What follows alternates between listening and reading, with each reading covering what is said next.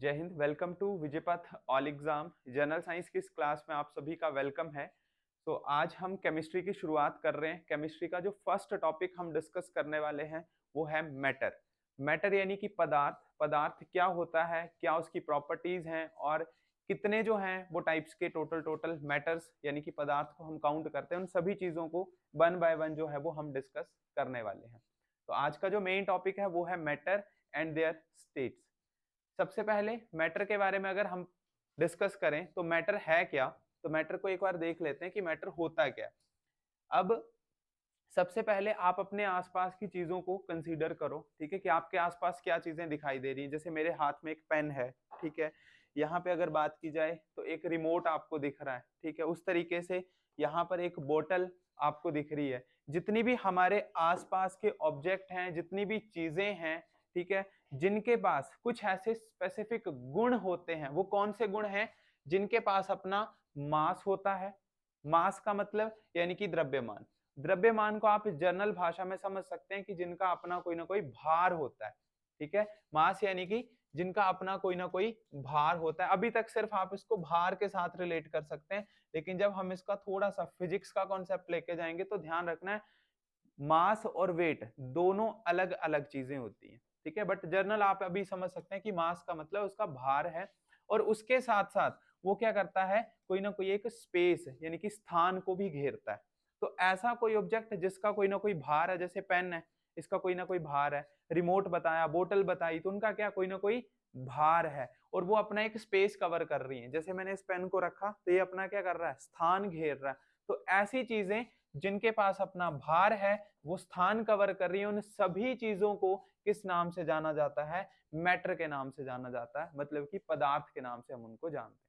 हमारे आसपास जितनी भी चीजें हमें दिखाई दे रही हैं, कुछ ऐसी भी चीजें हैं जो हमें नहीं दिखाई दे रही हैं, बट उनका भार भी है और वो स्थान भी घेर रही है। जैसे कि हमारे आसपास क्या, ऑक्सीजन है, हवा है, नाइट्रोजन है, डिफरेंट टाइप की गैसेज हैं, वाटर वेपर्स हैं, जो हमें नहीं दिख रही हैं, बट एक्चुअल में क्या है, उनका अपना कोई ना कोई भार होता है। उनके साथ साथ वो अपना स्थान भी घेरती हैं। उसके साथ साथ अगर हमारी एक या एक से ज्यादा सेंस ऑर्गन उनको डिटेक्ट कर रही हैं, तो वो भी चीजें किस में काउंट की जाती हैं? पदार्थ में काउंट की जाती हैं। अब ये सबसे इंपॉर्टेंट पॉइंट है कि जितनी भी ऐसी चीजें हैं जो हमें नहीं भी दिखाई दे रही हैं, तो क्या हमारे सेंस ऑर्गन उनको डिटेक्ट कर रहे हैं?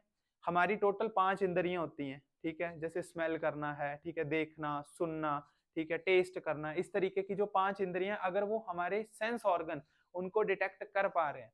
अब जैसे अगर यहाँ पे हवा चल रही है तो हम उसको फील कर पाते हैं, हमारी स्किन क्या कर रही है, उसको फील करवा रही है। तो अगर सेंस ऑर्गन वो वर्क कर रहे हैं, इसका मतलब वो सारी चीजें किस में काउंट की जाएंगी?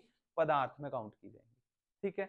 अब जितनी भी आपके पास चीजें हैं आसपास, जैसे क्या क्या हो सकता है, एयर हो सकती है, वाटर है, hydrogen, oxygen, alcohol, ice, carbon, जितनी भी हमारे पास चीजें हैं हमारे आसपास, उन सभी को किस में काउंट किया जाता है?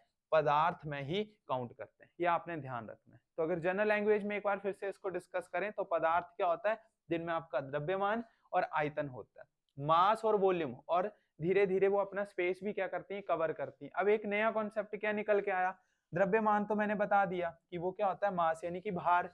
और वॉल्यूम क्या चीज है? अब वॉल्यूम जो है जिसकी एक स्पेसिफिक एज होती है, मतलब जिसका स्टार्टिंग और एंडिंग पॉइंट आपको विजिबल हो कि कहां से वो स्टार्ट है और कहां से वो एंड है, तो उन चीजों को हम किस में काउंट करते हैं? वॉल्यूम। मैथ में एक सिंपल सा फॉर्मूला होता है वॉल्यूम का, length into breadth into height. तो जिसकी लेंथ भी है, ब्रेथ भी है, हाइट भी है, तो ऐसे ऑब्जेक्ट जो कि वॉल्यूम कवर करते हैं, जिनकी स्टार्टिंग और एंडिंग पोजीशन आपको पता चल जाए, जिनकी प्रॉपर एजेस होती हैं, उनको हम वॉल्यूम में काउंट करते हैं। तो ऐसे ऑब्जेक्ट जिनका भार है, वॉल्यूम है, और वो अपना क्या घेर रहे हैं? स्थान घेर रहे हैं, उन सारी चीजों को हम किस में काउंट करते हैं? मैटर में काउंट करते हैं। तो ये बेसिक सा कॉन्सेप्ट है मैटर का, यहां तक जो है वो आपको क्लियर होना चाहिए। नेक्स्ट इसके बाद अगर देखें हम, तो आपके आसपास यहाँ पे सॉलिड, लिक्विड और गैस, तीन ऐसी कंपोजिशन बताई गई है मैटर की, जिनको हम डेली लाइफ में यूज भी करते हैं, देखते भी हैं, फील भी करते हैं।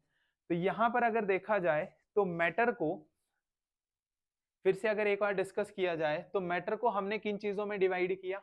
सबसे पहला हमें यह पता चल गया कि वो स्थान घेरता है। ये पेन है, अपनी इसकी प्रॉपर बाउंड्री है, स्थान कवर कर रहा है।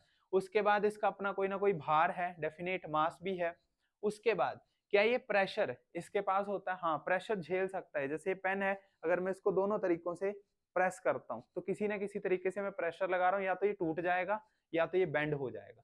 जैसे ये बोतल है, अगर मैं इसके ऊपर प्रेशर लगाऊं तो ये क्या कर जाएगी, थोड़ी सी बेंड हो जाएगी, अंदर की तरफ दब जाएगी, ठीक है। उसी तरीके से गैसेस की अगर बात करें, गैसेस को अगर हम कंप्रेस करते हैं तो उनको किसी कंटेनर के अंदर हम आसानी से सेट कर सकते हैं, तो यानी कि वो दाब उत्पन्न कर सकते हैं। उसके बाद आता है फिजिकल रेजिस्टेंस। फिजिकल रेजिस्टेंस भी होता है किसी केस में, या सही सेम पॉइंट यहाँ पे हम डिस्कस कर रहे हैं कि कोई अगर स्टिक है, डंडा है लोहे का या किसी और चीज का, जब हम उसके ऊपर प्रेशर लगा रहे हैं तो किसी केस में वो क्या शो करता है, रेजिस्टेंस शो करता है, यानी कि वो अंदर कंप्रेस नहीं होता है। लोहे को अगर हम प्रेस करते हैं वो धीरे धीरे क्या हो जाता है, बेंड होना शुरू हो जाता है, लेकिन वो भी एक किसी स्टेट तक।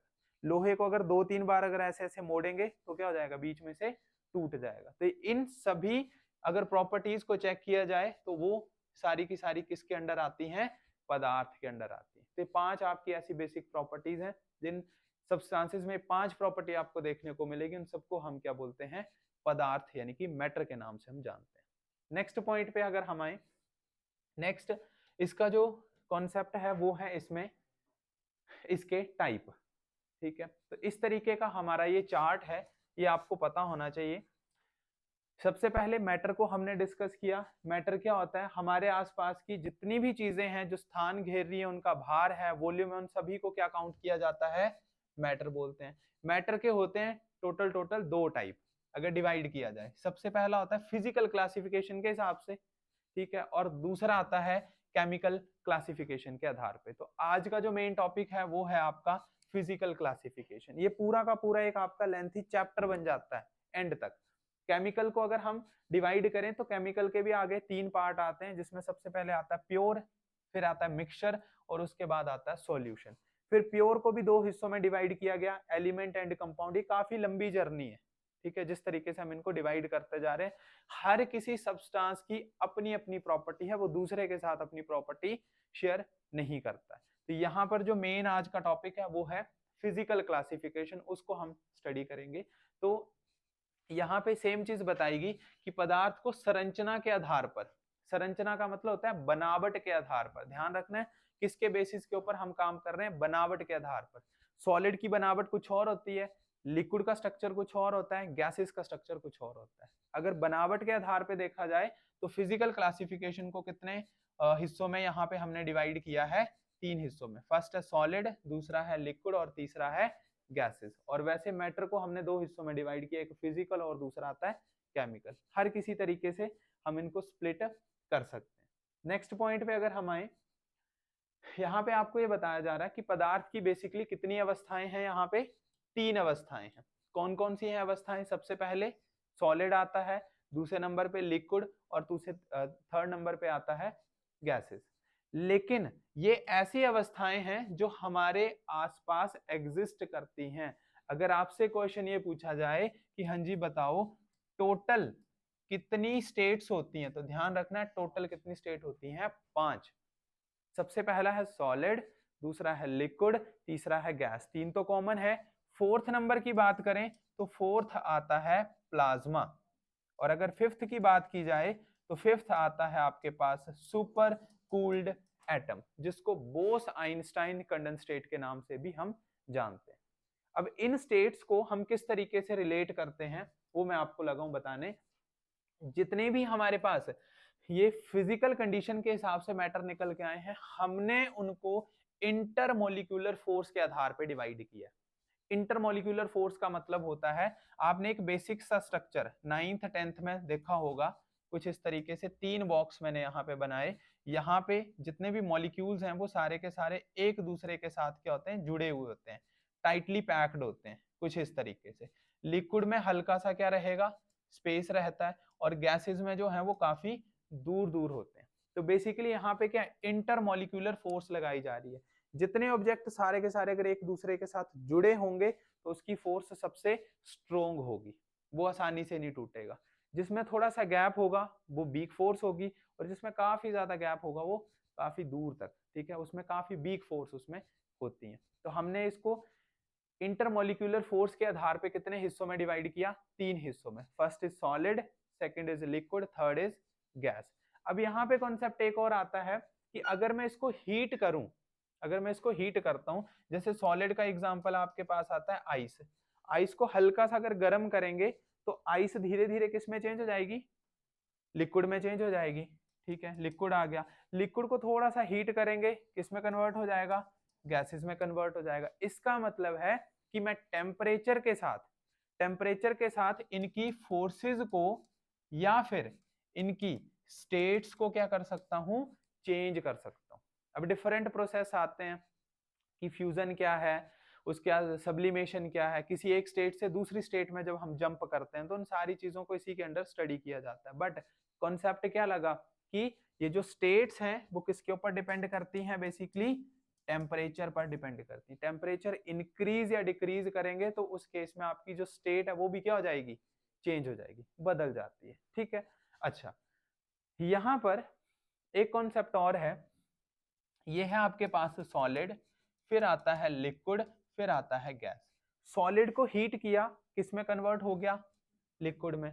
लिक्विड को हीट किया, किस में कन्वर्ट हो गया, गैसेस में। गैसेस को और ज्यादा हीट कर दो, ठीक है, इतना ज्यादा गर्म कर दो कि उनके अंदर से एक शाइनी नेचर या वो आयनाइज्ड गैस की फॉर्म में बन जाए, मतलब आयन जनरेट करना शुरू कर दे, तो वो गैस जो है वो अपनी फोर्थ स्टेट में चली जाती है, जिसको हम किस नाम से जानते हैं, प्लाज्मा के नाम से जानते हैं। क्लियर। अगर हम थोड़ा सा रिवर्स में आए, पीछे आए, जैसे प्लाज्मा को ठंडा किया तो गैसियस, गैस को ठंडा किया लिक्विड, लिक्विड को फ्रिज में रख दो तो सॉलिड बर्फ बन जाएगा, और सॉलिड को और ज्यादा अगर ठंडा कर देते हैं तो हमारे पास फिफ्थ स्टेट आ जाती है, सुपर कूल्ड एटम। ध्यान रखेंगे सुपर कूल्ड एटम, ये टोटल कितनी स्टेट्स होगी आपके पास, 5 स्टेट्स आ गई। अगर क्वेश्चन बनता है कि टोटल कितनी स्टेट्स हैं तो आंसर आएगा 5। लेकिन क्वेश्चन ये अगर आपसे पूछा जाए कि टोटल कितनी स्टेट हैं जो हमारे आसपास एग्जिस्ट करती हैं तो आंसर आएगा 3। इतना क्लियर हो जाना चाहिए।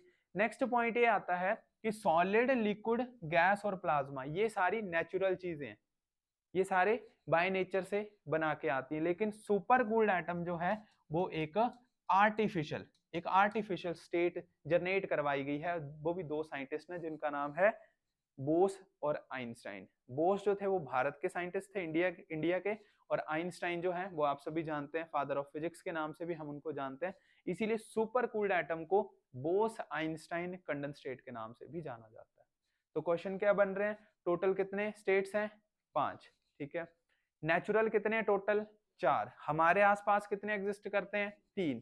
और आर्टिफिशियल का नाम क्या है, super cooled atom. Super cooled atom का अनदर नेम क्या है, बोस आइंस्टाइन कंडेंसेट। तो ये बेसिक चीजें जो है वो आपको पता होनी चाहिए। नेक्स्ट कॉन्सेप्ट पे अगर हम आए, सबसे पहले हम डिस्कस करेंगे सॉलिड के बारे में।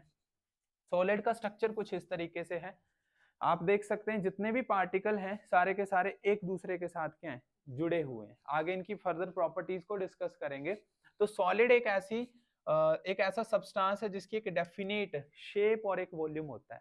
डेफिनेट शेप और वॉल्यूम का मतलब जैसे पेन है तो इसकी प्रॉपर शेप है, मैं इसको मोड़ नहीं सकता। ठीक है, कोई स्टिक है, कोई डंडा ले लो, कोई लोहे की कोई चीज ले लो, ठीक है, तो वो चीज जो है वो उसकी हम शेप को चेंज नहीं कर सकते। आपके सामने स्क्रीन हो रही है शो, तो क्या मैं इसको मोड़ के चेंज कर सकता हूँ, नहीं चेंज कर सकता। उसके बाद आपको प्रॉपर एज दिख रही है कि इसका एंड पॉइंट जो है वो यहाँ पे, स्क्रीन का नीचे का एंड पॉइंट जो है वो यहाँ पे, तो प्रॉपर एजेस की बात हो रही है, लेंथ ब्रेथ हाइट की पता भी चल रही है हमें, तो इसका मतलब उसको हम किस में काउंट करेंगे, वॉल्यूम में। तो सॉलिड ऐसे सब्सटेंस होते हैं जिनका आकार और आयतन निश्चित होता है, हम उनको चेंज नहीं कर सकते। उसके बाद जितने भी मॉलिक्यूल्स हैं वो सारे के सारे एक दूसरे के साथ बिल्कुल चिपके हुए होते हैं, बीच में कोई गैप नहीं है। जब गैप नहीं है तो इंटरमॉलिक्यूलर फोर्स जो आकर्षण बल होगा वो सबसे ज्यादा होगा। जितने मॉलिक्यूल एक दूसरे के साथ में रहेंगे तो फोर्स लगेगी ज्यादा, और अगर गैप ज्यादा होता जाएगा तो फोर्स धीरे धीरे हो जाएगी कम। ये बेसिक इंफॉर्मेशन आपको सॉलिड के बारे में पता होनी चाहिए। नेक्स्ट कॉन्सेप्ट पे अगर हम आए, नेक्स्ट आता है हमारे पास लिक्विड।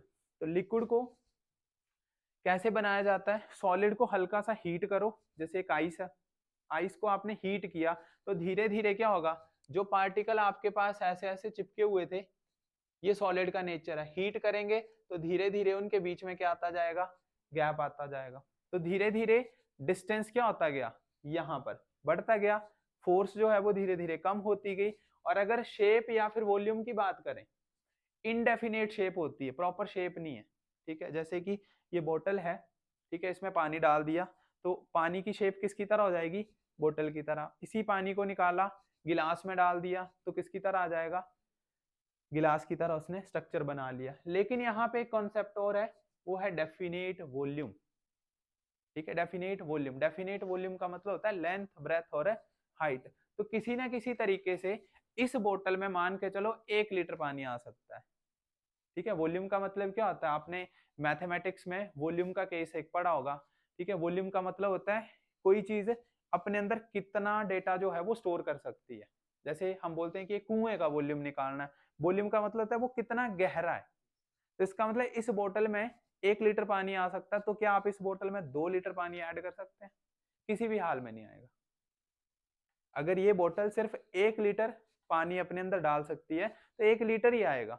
आप अगर इसको और ज्यादा कंप्रेस करेंगे तो या तो बोतल फट जाएगी, ठीक है, या तो वो सारा का सारा पानी क्या होगा, बोतल से बाहर निकल जाएगा। इसका मतलब है कि इसके पास अपना डेफिनेट क्या होता है, वॉल्यूम होता है। जो इसमें फिक्स है वो फिक्स ही रहेगा कि इस बोतल में 1 लीटर पानी आएगा, ठीक है, इसमें जो है वो 2 लीटर पानी आएगा, उससे ज्यादा डालेंगे तो बाहर निकल जाएगा। तो डेफिनेट क्या होता है, वॉल्यूम होता है, ठीक है। आयतन जो होता है वो निश्चित होता है और जो फोर्स है वो धीरे धीरे कम होना शुरू हो जाती है। सॉलिड में सबसे ज्यादा, लिक्विड में थोड़ी सी कम हो जाएगी, ठीक है। ये कुछ इस तरीके का इसका डायग्राम बनता है। अब यहाँ पर एक कॉन्सेप्ट और निकल के आता है कि हम सॉलिड में, इस लिक्विड में कोई चीज अगर ऐड कर रहे हैं, मान के चलो शुगर मैंने ऐड किया, चीनी ऐड की, तो वो घुल क्यों जाती है। उसका घुलने का रीजन है ये जो बीच में खाली खाली स्पेस आपको दिख रहा है, ये चीनी जो है वो अपने आप को वहां पर एडजस्ट कर लेती है, ठीक है। तो इसी वजह से किसी भी लिक्विड में हम उनको, ऑब्जेक्ट को क्या कर सकते हैं, डिसॉल्व कर सकते हैं। बट कई बार क्वेश्चन ये आता है कि अगर मैं इसमें पत्थर डालूं वो तो नहीं घुलता है, वो तो घुलेगा नहीं। तो वो डिपेंड करता है ऑब्जेक्ट के ऊपर, ठीक है। अगर ऑब्जेक्ट जो अगर डिसॉल्व होने वाला तो डिसॉल्व होगा, अगर वो डिसॉल्व होने वाला नहीं है तो नहीं होगा। पोलर पोलर और नॉन पोलर नॉन पोलर का एक केस आता है, उसमें ही वो चीजें जो है वो डिसॉल्व हो पाती हैं, ठीक है। अच्छा, एक नया कॉन्सेप्ट और है जो हमने सॉलिड में नहीं पढ़ा, वो आता है विस्कोसिटी। विस्कोसिटी को अगर जनरल लैंग्वेज में बोला जाए तो मतलब है गाढ़ापन, ठीक है। विस्कोसिटी का मतलब गाढ़ापन। एक गिलास में पानी लिया, एक में हनी लिया इन्होंने, ठीक है, हनी का मतलब शहद। दोनों गिलास को उल्टा कर दिया, सबसे नीचे कौन जाएगा, पानी जो है वो सबसे नीचे पहुंच जाएगा और शहद जो है वो धीरे धीरे जो है वो नीचे गिरता जाएगा, ठीक है। तो आपको एक नई प्रॉपर्टी का पता चला कि लिक्विड के पास क्या होती है, विस्कोसिटी होती है, ठीक है। सॉलिड में ऐसा कोई केस नहीं था। विस्कोसिटी आपको क्या सिखा रही है, विस्कोसिटी आपको सिखा रही, जब आपने पानी और शहद को ऐसे करके नीचे फेंका तो क्या ये फ्लो कर रहे हैं, कर रहे हैं। तो लिक्विड के पास एक नई प्रॉपर्टी है, वो कौन सी है, वो है फ्लो करने की। सॉलिड के पास फ्लो करने की प्रॉपर्टी नहीं होती है, लिक्विड के पास फ्लो करने की प्रॉपर्टी होती है। अब विस्कोसिटी जिसकी हाई होगी उसकी स्पीड होगी कम, ठीक है। High viscosity, high viscosity, viscosity को मैंने जनरल लैंग्वेज में बोला गाढ़ापन। तो जो सबसे गाढ़ी चीज होगी उसकी स्पीड क्या हो जाएगी, कम हो जाएगी, यानी कि उसकी फ्लो करने की जो कैपेसिटी है वो क्या होगी, कम होगी। और जिसकी विस्कोसिटी कम है वो तेजी से क्या कर जाएगा, फ्लो कर जाएगा। तो ये बेसिक इंफॉर्मेशन लिक्विड में आपको पता होनी चाहिए। नेक्स्ट आएंगे गैस के ऊपर। इसकी थर्ड स्टेट आती है। गैसेस के बारे में अगर देखें तो इनकी ना तो डेफिनेट शेप होती है ना ही डेफिनेट वॉल्यूम होता है, ठीक है। अब डेफिनेट शेप और डेफिनेट वॉल्यूम नहीं है। अगर इस बोतल के अंदर मैं हल्की सी गैस भर दूं, ठीक है, तो उसकी प्रॉपर शेप नहीं है, ठीक है। वो कभी यहाँ पे भी है, मतलब पूरे के पूरे कंटेनर में रहेगी, लेकिन उसका प्रेशर क्या होगा, इस बोतल की दीवारों तक लगता रहेगा। तो ना तो उसकी शेप आती है और ना ही उसका कोई प्रॉपर वॉल्यूम आता है। अब मैंने आपको बताया था कि इस बोतल के अंदर मैं 1 लीटर पानी ही डाल सकता हूँ, जबरदस्ती 2 लीटर तो नहीं डाल सकता, लेकिन गैस को मैं और ज्यादा भर सकता हूँ, इसकी कैपेसिटी से और ज्यादा क्या कर सकता हूँ, इस गैस को मैं डाल सकता हूँ, ठीक है। तो इसका मतलब है कि ना तो उसकी प्रॉपर शेप होती है ना ही उसका प्रॉपर वॉल्यूम होता है, ना आकार है ना तो आयतन है। अब दो प्रॉपर्टीज आपको अपने माइंड में याद रखनी है कि अगर वॉल्यूम डिक्रीज होगा, अगर आयतन घटाएंगे तो दाब, प्रेशर हमेशा क्या होगा, बढ़ेगा। कई बार ऐसा क्वेश्चन बेसिक, अगर आप ये सोच रहे हैं कि हाँ आपको सिंपल सा क्वेश्चन आएगा पेपर में कि हाँ जी बताओ सेब एक सॉलिड है, लिक्विड है या गैस है, तो ऐसा क्वेश्चन नहीं आएगा। आपको क्वेश्चन ये आएगा कि अगर हम गैसेस में वॉल्यूम को इंक्रीज करें तो प्रेशर के ऊपर क्या चेंज आता है, क्या वो बढ़ता है, घटता है, सेम रहता है या कुछ और, वहां पे केस बनता है। ठीक है, तो जब आप प्रेशर को बढ़ाएंगे तो वॉल्यूम क्या कर जाएगा, डिक्रीज, और अगर वॉल्यूम डिक्रीज कर जाएगा तो प्रेशर कर जाएगा इंक्रीज, इनवर्सली प्रोपोर्शनल। उसी के साथ साथ टेम्परेचर पर भी डिपेंडेंट है। ठीक है, मैंने आपको पहले बता दी सॉलिड लिक्विड गैस या स्टेट ऑफ मैटर डायरेक्टली किसके ऊपर डिपेंडेंट है, टेम्परेचर के ऊपर। टेम्परेचर को इंक्रीज डिक्रीज करेंगे तो आपकी स्टेट भी क्या हो जाएगी, चेंज हो जाएगी। ठीक है, तो उसी तरीके से अगर आप तापमान बढ़ाएंगे तो प्रेशर उस केस में भी क्या हो जाएगा, बढ़ जाएगा। वॉल्यूम और टेम्परेचर दोनों के बढ़ाने से कहीं ना कहीं पे दोनों के बढ़ाने या घटाने से प्रेशर जो है वो अपना जो नेचर है उसको क्या कर लेता है, चेंज कर लेता है। तो ये चीज पता होनी चाहिए। एग्जाम्पल आपके पास क्या हो सकते हैं गैसेस के, ऑक्सीजन है, नाइट्रोजन है, ठीक है, एयर है, जो कि बेसिकली कंपोजिशन है। अब इसके बाद नेक्स्ट पॉइंट पे अगर हम आए, एक स्ट्रक्चर आपको दिया गया है ये कुछ इस तरीके का, सॉलिड लिक्विड और गैस का। ये सॉलिड है कोई एप्पल, इसके जितने मॉलिक्यूल हैं वो सारे के सारे आपको एक दूसरे के साथ क्या दिख रहे हैं, जुड़े हुए दिख रहे हैं। ठीक है, उसके बाद लिक्विड की अगर बात करें तो यहां पर हल्का हल्का क्या बीच में गैप है। गैसेस की बात करें तो यहाँ पे सबसे ज्यादा गैप है, ऐसा ही है। तो यहाँ पे एक एरो बताया गया पार्टिकल एनर्जी का। ठीक है, पार्टिकल एनर्जी, पार्टिकल एनर्जी का मतलब है काइनेटिक एनर्जी। नीचे नीचे की तरफ एरो है, इसका मतलब नीचे की तरफ काइनेटिक एनर्जी हमेशा क्या कर जाएगी, इंक्रीज कर जाएगी, हमेशा बढ़ जाएगी उसकी पार्टिकल एनर्जी। तो ध्यान रखेंगे सबसे ज्यादा फोर्स किसमें, सॉलिड में, सबसे कम फोर्स किसमें, गैस में, सबसे ज्यादा काइनेटिक एनर्जी किसमें, गैस में, और सबसे कम काइनेटिक एनर्जी किसमें, सॉलिड में। अब काइनेटिक एनर्जी क्या करवाती है, काइनेटिक एनर्जी करवाती है फ्लो। क्या सॉलिड फ्लो करता है, नहीं करता है। लिक्विड फ्लो करता है, गैसियस सबसे ज्यादा फ्लो करता है क्योंकि उसमें काइनेटिक एनर्जी सबसे ज्यादा होती है। एक एग्जांपल आपको मैं बता रहा हूँ, जैसे कोई परफ्यूम लगाता है तो उसकी स्मेल, उसकी जो फ्रेग्रेंस है वो फटाफट पूरे के पूरे घर में फैल जाती है। कोई घर में पिज्जा या मैगी बना रहा तो उसकी स्मेल भी क्या होती है, पूरे के पूरे घर में फैल जाएगी। वो किसका एग्जाम्पल है, वो है काइनेटिक एनर्जी का एग्जाम्पल। जितनी ज्यादा काइनेटिक एनर्जी होगी उतना वो जल्दी क्या कर जाएगा, फ्लो कर जाएगा। एक फॉर्मूला आप ध्यान रखेंगे काइनेटिक एनर्जी का, काइनेटिक एनर्जी का फॉर्मूला होता है हाफ एम वी स्क्वायर। ये जो m है इसका मतलब है मास, जिसको आप द्रव्यमान बोल रहे थे, और ये जो v है ये है आपके पास वेलोसिटी, स्पीड। वॉल्यूम नहीं है, ये ध्यान रखना, ये स्पीड है। ठीक है, तो इस केस में एनर्जी जो है आप देख सकते हैं v स्क्वायर बोला है। अगर वो v जो है वो 2 है तो यहाँ पे फॉर्मूले में वो 2 का क्या हो जाएगा, स्क्वायर हो जाएगा। तो एनर्जी जो है वो काफी डबल उस मेथड से, स्क्वायर के मेथड से जो है वो इंक्रीज होती है। और सबसे ज्यादा काइनेटिक एनर्जी किसमें, गैसेस, ये आपको ध्यान रखना है। ठीक है, एक जनरल सा ओवरऑल, अगर यहाँ पे जितने भी आपने क्वेश्चन वो डिस्कस किए तो आपको एमसीक्यू में ये हेल्प करेंगे। सॉलिड में शेप होती है, वॉल्यूम भी होता है। लिक्विड में शेप नहीं होती है कोई भी, बट वॉल्यूम होता है। और गैसेस में शेप और वॉल्यूम दोनों ही नहीं होते। तो जितनी भी अभी तक चीजें पढ़ी उनका शॉर्टकट ये आपके सामने जो है वो दे दिया गया। ठीक है, तो डायरेक्टली आप यहाँ से भी इन चीजों को समझ सकते हैं। नेक्स्ट पॉइंट पे अगर हम आए, ये लास्ट सेक्शन है इसका। यहाँ पर आपके पास इनकी प्रॉपर्टीज बताई गई हैं। जितनी भी चीजें अभी तक हमने पढ़ी उन सभी का एक प्रॉपर एक निचोड़ यहाँ पे बताया गया। इनकी अवस्थाओं को कंपेयर हम कर रहे हैं। कौन कौन सी चीजें हैं, सबसे पहले आकार को कंपेयर करेंगे, उसके बाद वॉल्यूम को, फिर फोर्स को, उनके बीच गैप को, फ्लो करने की कैपेसिटी है, कंप्रेसिबिलिटी है, उसके बाद जो है वो यहाँ पे उनको भरने की क्षमता की बात कर रहे हैं, और डेंसिटी की बात कर रहे हैं, घनत्व की बात कर रहे हैं। ठीक है, ये है solid liquid and gas. Solid में आपने अभी पढ़ा कि जो आकृति है, जो उसकी शेप है वो क्या होती है, फिक्स होती है। लिक्विड में फिक्स शेप नहीं होती है, जिस चीज में आप उसको डालेंगे वो उसी की आकृति का बन जाएगा। और गैसेस में भी कोई चीज फिक्स नहीं होती है। सेकंड आता है फोर्स, सॉरी आयतन। आयतन जो है इसमें फिक्स है, जो भी आपको बताया। लिक्विड में भी फिक्स होता है और गैसेस में फिक्स नहीं होता, ये जनरल इन्फॉर्मेशन है। फोर्सेस सबसे ज्यादा सॉलिड में, क्योंकि जितने भी पार्टिकल हैं वो सारे के सारे एक दूसरे के साथ जुड़े हुए हैं, ठीक है, वो सारे के सारे एक दूसरे के साथ जुड़े हैं। लिक्विड में थोड़ा सा मॉडरेट होगा और गैसेस में फोर्स सबसे कम होगी। ध्यान रखेंगे, फोर्स जिसकी ज्यादा है उसकी काइनेटिक एनर्जी सबसे कम होगी, जिसकी फोर्स सबसे कम है उसकी काइनेटिक एनर्जी सबसे ज्यादा होगी। और काइनेटिक एनर्जी का फॉर्मूला बताया, हाफ mv²। उसके बाद आता है गैप। सॉलिड का अगर स्ट्रक्चर डिजाइन करें तो सॉलिड जो कुछ इस तरीके का बनता है, तो क्या बीच में गैप है? नहीं है, सबसे कम गैप। लिक्विड में हल्का हल्का गैप आना शुरू हो जाएगा, और गैसेस में जो है वो आपका काफी ज्यादा गैप आता है। ये इन्फॉर्मेशन भी हमने पढ़ ली। उसके बाद आता है फ्लो करने की कैपेसिटी, ठीक है। तो सॉलिड जो है वो फ्लो नहीं करता है। लिक्विड में विस्कोसिटी का कॉन्सेप्ट था जो कि आपको फ्लोइंग के बारे में बता रही है, फ्लूइडिटी।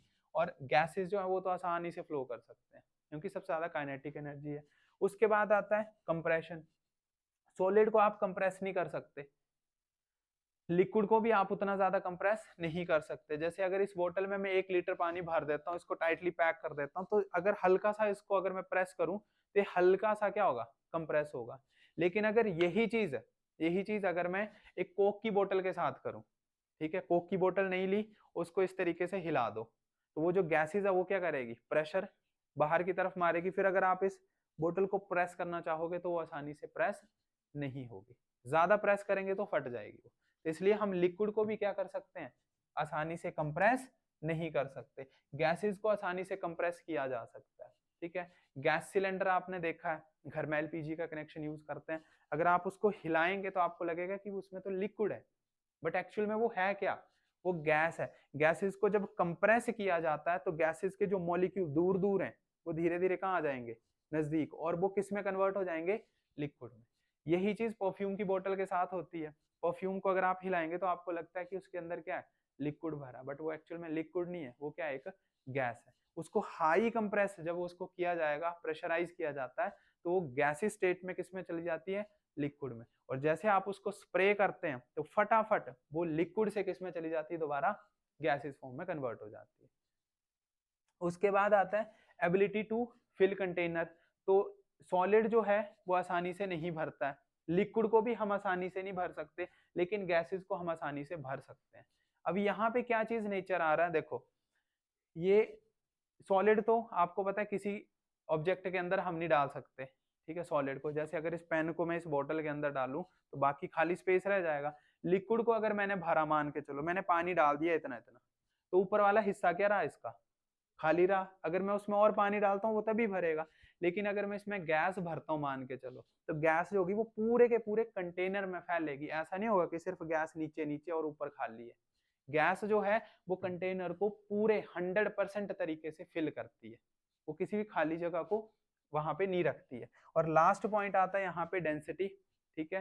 तो डेंसिटी का फॉर्मूला भी आप ध्यान रखेंगे। डेंसिटी का फॉर्मूला आपके पास होता है मास अपॉन वॉल्यूम। तो जिसमें वॉल्यूम सबसे अच्छा है उसकी डेंसिटी सबसे हाई, जिसमें थोड़ा सा वॉल्यूम, जिसमें इसमें भी वॉल्यूम अच्छा है तो इसकी डेंसिटी मॉडरेट, और इसमें प्रॉपर वॉल्यूम नहीं होता है। आप यहाँ पे पढ़ के आए, ये देखो वॉल्यूम, आयतन। गैसेस का वॉल्यूम नहीं है, इसका मतलब उसकी डेंसिटी भी क्या होगी? फिर कम होगी, ठीक है। तो ये आपकी बेसिक इंफॉर्मेशन है जिसमें हमने सॉलिड, लिक्विड, गैस की प्रॉपर्टीज को हमने डिस्कस किया, और उसके साथ साथ जो भी आपकी इसका फिजिकल कंपोजिशन है उसके कुछ मेन इंपॉर्टेंट पॉइंट जो है वो हमने डिस्कस किए, ठीक है। यहाँ तक आपको बिल्कुल क्लियर हो जाना चाहिए, ठीक है। यहाँ तक आपने नोट्स बनाने हैं और उनको एक बार रिवाइज करना है, बाकी हम नेक्स्ट क्लास में डिस्कस करेंगे।